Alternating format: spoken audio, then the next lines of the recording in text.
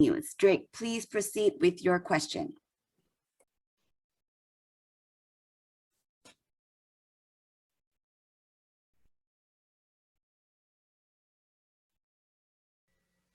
Can you hear me? Yes. All right. Good to see you again, Reinier. How you doing? Hey, what's up? So, you're getting a chance here, kind of surprisingly, to, maybe become a double champ. Was this something you always wanted to do? It wasn't the plans, but I was planning to defend the belt first. So skipped a step, but it's pretty cool, right? Yeah, I imagine so. And do you think that, the short notice benefits you more, or how do you feel about that aspect? Well, I was training, so I was getting ready. I'm in great shape. I'm fitter. I'm stronger than ever. Very sharp. I just took a week off for holidays, but maybe that benefited me as well. Didn't have too much time yet to get my mind to think about the matchup too much to get my mind ready, but feel good. I'm excited to go out there and do it all again. Was it kind of an easy decision to take this fight, considering you guys just fought pretty recently? Yeah, I was on a holiday with the fam. I was at the beach, and then I got the call on Thursday morning. I was about to say yes right away, but I said, let me get 2 seconds to talk to my wife, and then called right back, said, yeah, let's do it. So if you do end up holding 2 belts, are you going to want to be super active going forward? That's, double the responsibilities. Yeah, absolutely. I've always said I want to be active. Let me fight every 3 months. All right. Awesome. Thanks so much, Reinier. Good luck. Thank you.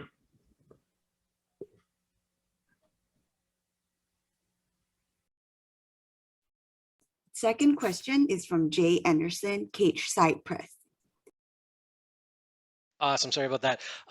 So Reinier, I wanted to ask, first of all, the weight here is another factor, obviously going up in weight for this one. How do you expect that to factor into this fight? I'm at 97, 98 kilos right now. So after the week of holiday, 93 would have been a challenge anyway. So it benefits me pretty well. And, getting to go up against Aung La again, there's some great rivalries in combat sports, from Frazier versus Ali and McGregor and Diaz, even in MMA. I don't think there's too much bad blood here, but do you kind of relish the idea of having that sort of rivalry in your career? No, I'm just going to take him out right away again. To get a rivalry, he should beat me, and he's not going to beat me anytime. Fair enough. And I guess my last question then, how do you see this fight going? This is something I've been thinking of a lot the last couple of days, of course, but I think it's going to be a little bit more of a hassle to get him down this time. Last time he really ran towards me and tried to put the pressure on early, which really benefited me in taking him down. I think this time he's going to be a little bit more hesitant. He's going to be a little bit more careful. So I think I'm going to have to put in a lot more work to get him down. But I still see him ending up on the ground and getting choked out again.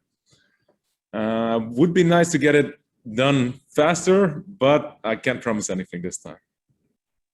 All right. Well, thanks very much. Best of luck in the fight. Thank you. Thank you, Jay. The third question is from Nick Atkin from South China Morning Post. Nick, kindly go ahead with your question. Hey guys, can you hear me? Yes. Hey RDR, how you doing, man? Good, man. Thank you. Good to see you back. Wasn't expecting to see you so soon. I enjoyed that Instagram story. I think you're gonna hop on a plane and go strangle someone. Thanks. Yeah, you talked about it a little bit there with Jay, but is that the end goal for you, to get that submission again, or do you see any other way to victory? Absolutely. I always say it's nice to show off some of the striking because I've really put in a lot of work, but ultimately I'm here to represent jiu-jitsu. I think it's my first love in martial arts, and I'm always here to represent it, and I'm really looking forward to squeezing that neck again. Do you think it was a risk for Aung La to take this fight, because he's been preparing for a completely different fight with Vitaly Bigdash, and now he's got you? Was there any upside for Aung La to taking this? Do you think he might have been wise to say no? That's a good question. I haven't really thought about that too much, to be honest. Well, I think after a loss like that, that early and that dominantly, I think he'll the last half year, last 6 months, I think he's been very active anyway to correct his mistakes. He's a true martial artist, so I don't expect anything else. So I expect him to be very much ready, and I expect him to be the best guy I've ever faced. Do you think he's had enough time to really correct those mistakes from that first fight? I mean, can he have learned enough to stop what you're going to bring in the octagon? Sorry, not the octagon, the circle, the cage. Is there enough time for him to fix that? Yeah. No, there's not enough time for him to catch up to me in a lifetime. And just one more from me, a little more seriously. Obviously, a lot going on back home in Myanmar for Aung La, and just do you have a message? I know you guys had that kind of respect for each other and a little bit of fun with the rivalry, but it's quite a serious time back there, isn't it? Just do you have anything to say to his fans? Yeah, stay strong. Hopefully, you'll get access to the match, and I hope you keep on supporting the guy. He's a great icon over there, and I hope to be like that for my people someday. Thank you, mate. And I believe it's King's Day tomorrow. Is that right? That's the truth. Yeah. Happy King's Day and all that. Cheers, man. Thank you.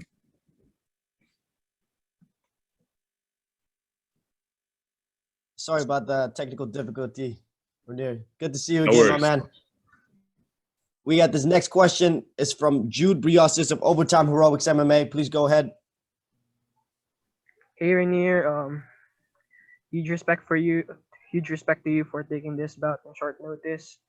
You? Did the fact that you won versus Aung before motivate you more to take this fight on short notice? Like, if he was not the champion, would you still take a title shot with the same kind of circumstances? Sorry, I didn't catch it fully. Can you go again? Did the fact that you won versus Aung before motivate you more to take this fight on short notice? Like, if he was not the champion, would you still take the title shot with the same kind of circumstances? Well, after the fight with Abasov fell out, I was kind of shouting off the rooftops that anybody, anytime, anywhere. So I kind of felt obligated to take it anyway. But this is a huge chance for me, man, to become champ just like that. It's even better than Abasov. So yeah, it's pretty cool, right? Yeah, pretty cool. Good luck on your fight. Thank you. Reinier, we got a question by Justin of Kish Sports. He says, thank you for the time. Tell us about your preparation for the fight on such short notice. So I got the word Thursday that it might be happening. And then Friday, got the full go ahead. So I sparred Thursday night, trained Friday, and then got on the plane Saturday. So didn't get too much time to prepare, to be honest. But you train full time. You train all year round. Is that correct? Yes, that's correct. I train every day of my life. And I was going with full intensity because of the fight I was scheduled to take with Abasov. So I'm in great shape. Have you ever taken a fight on such short notice? Yeah, I think so. Back in the day, the first couple of pro fights, usually anybody falls out last minute, and I've never said no to a fight.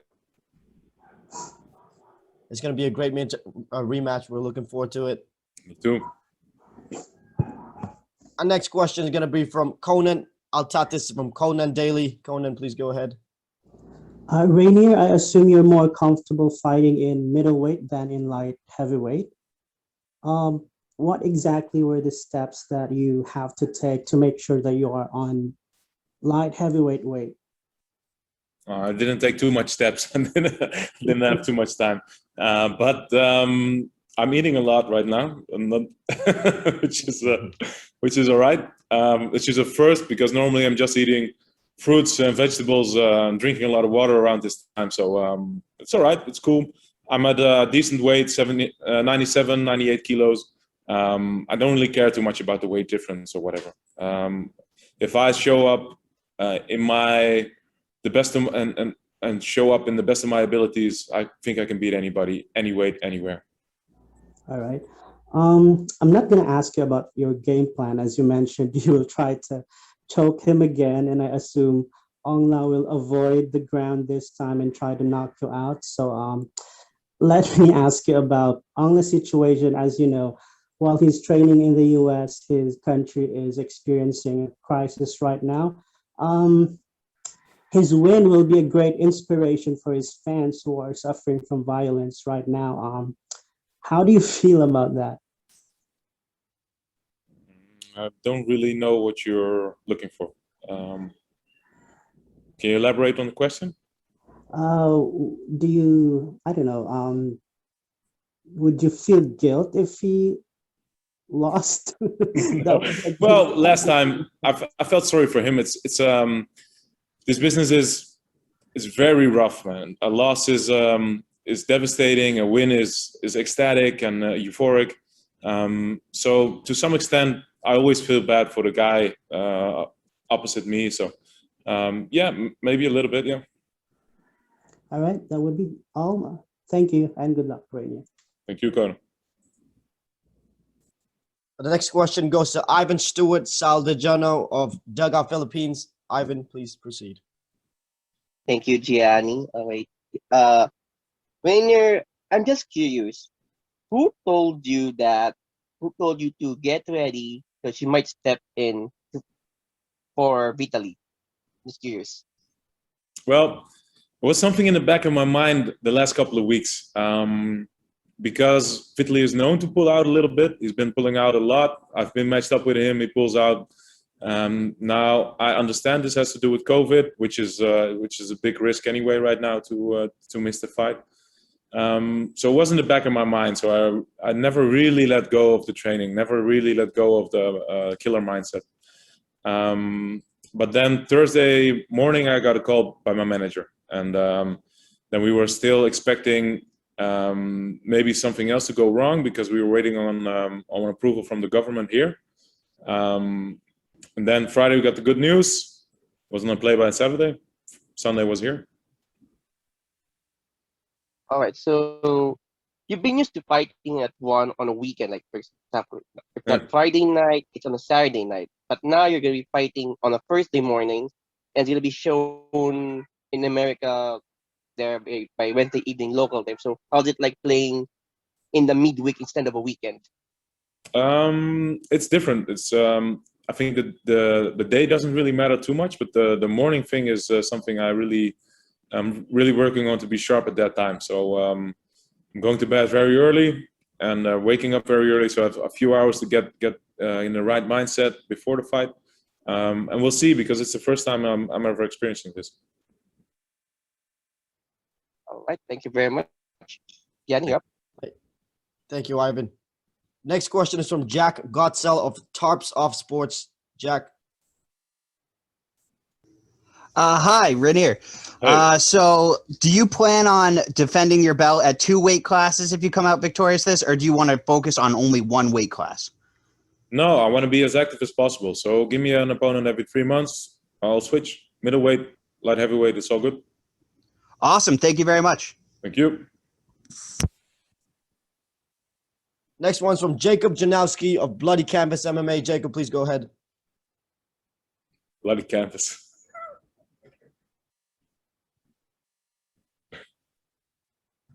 How you doing, my man? Hey. All right, so I know your last fight was fairly short and nearly flawless, but what do you think you can build on from that last fight? So I know how he feels, which is an important thing for me. So once I grabbed him, I know I'm in full control the moment I lay my hands on him. Seen his speed. I've felt a little bit of his power. There's some stuff I want to improve on in the striking. I have some different takedowns I want to show this time.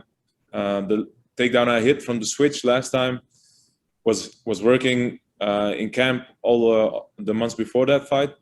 But I have some new stuff which I'm very eager to show, and I got some judo stuff from back in the day I would like to show again. So yeah. And I know you were in camp and I know you're in shape still, but how do you think your cardio will hold up at a higher weight? And yeah, how do you think it'll hold up at a higher weight?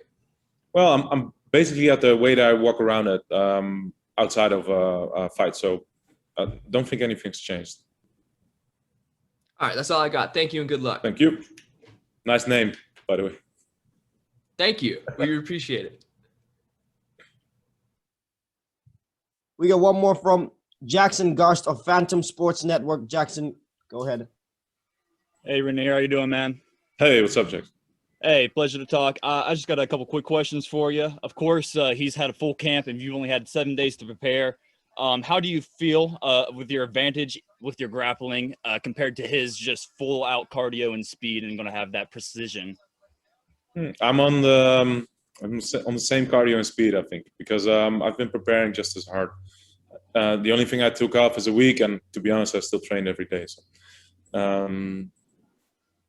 So I don't think there's too much of a discrepancy there. Nobody can ever. It's very hard. Let me say this: it's very hard to pick up the grappling in 6 months. Thank you for that. And also, just on the same level, do you expect to see anything different from Aung La this time compared to the last fight? And do you think you'll have a different approach? And do you think you'll have a different approach in this fight compared to the last one? Yeah, absolutely. I think this is going to be a completely different fight. I think he's going to hang back a little bit. Don't think he's going to come out that aggressive. There'll be a bit more hesitation from his side. I think it's going to be up to me to push the pace. I'm going to press him back, hit him with some good shots, take him down, choke him out. All right. Thank you for your time, brother, and good luck. Thank you.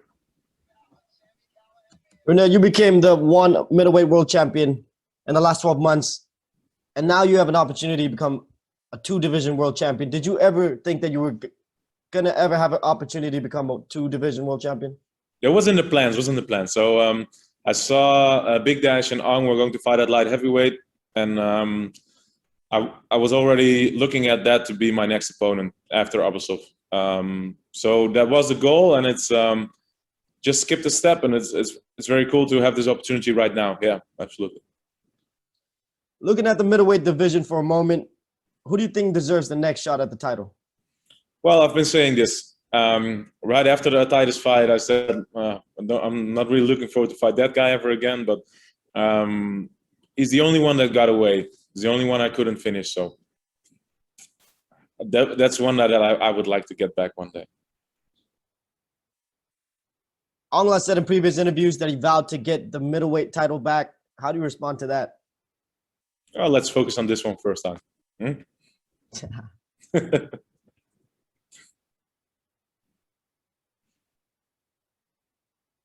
All right, we got a couple rapid fire questions here before we let you go. Yeah.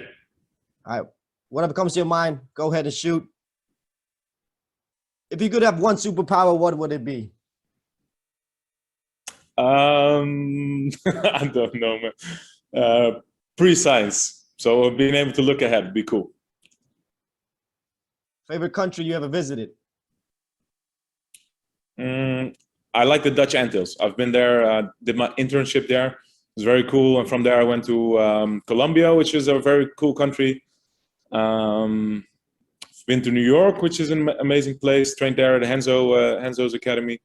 And I'd like to go down to Puerto Rico to train with the Denner Dead Squad someday soon. What's the one food you can't live without? Eggs. I got chickens in my backyard and I eat eggs every day. If you weren't fighting for a living, what would you be doing? The same stuff. Teach people, physical therapist. Yeah, good life. It's a pretty good life. Talk about the craziest thing that you've ever done. Take a fight on 6 days' notice for the World Championship. What compliment do people give you the most? When I'm here, you're so tall. What about back home? You're so, after a roll, after I train, oh, you're so strong. You're so strong, man. It's never about my technique. It's always, you're so strong.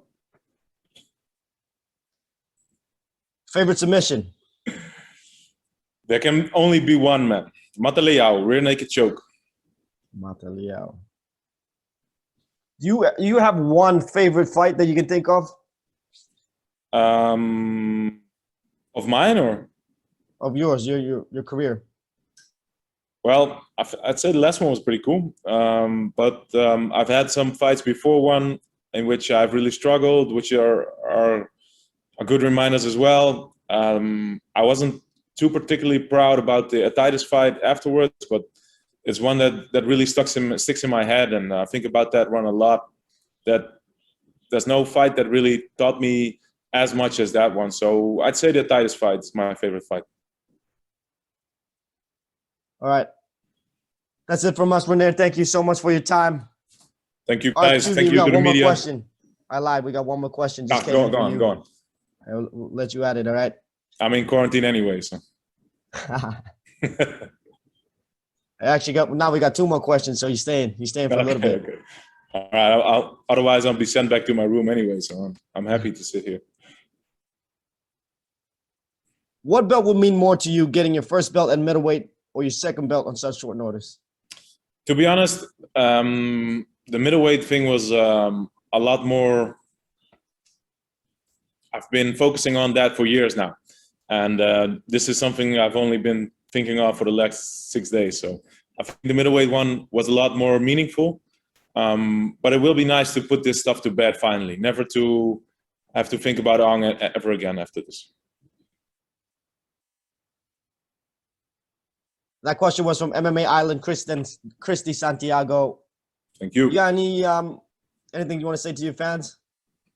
Tune in. People in Holland, wake up early or stay up late. Hope to see you guys Thursday morning. Don't blink.